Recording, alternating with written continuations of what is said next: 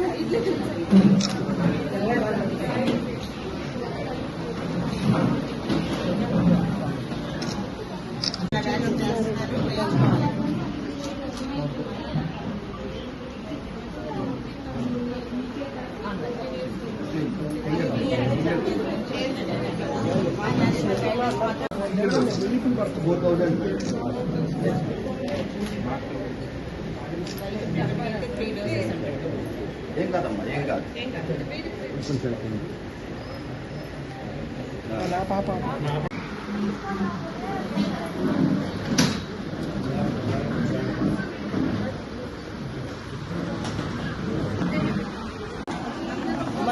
ఎవరు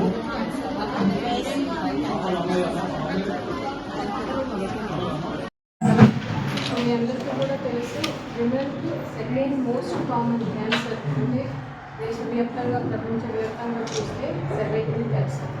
వీటిని ప్రివెంట్ చేయడానికి హెచ్పివి వ్యాక్సిన్ని మన భారతదేశంలో గౌరవ ప్రధానమంత్రి వర్యులు ఫిబ్రవరి 28 రోజున అజ్మీర్లో ఈ హెచ్పివి వ్యాక్సిన్ని 14 years నిండిన గర్ల్స్ ప్రారంభించడం జరిగింది.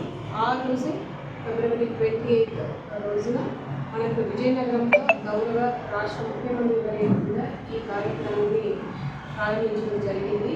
మన గుంటూరు జిల్లాలో ఈరోజు ఇక్కడ యూపీఎస్సీ కాలేజీలో స్టార్ట్ చేస్తున్నాం. ఈ క్యాంపెయిన్ అనేది 90 days స్పెషల్ క్యాంపెయిన్ కంటిన్యూస్గా జరుగుతుంది. సో దీంట్లో 14 years ఉన్న గర్ల్స్ చిల్డ్రన్ అందరికీ కూడా హెచ్పివి వ్యాక్సిన్ ఒక డోసు ఇస్తున్నాము.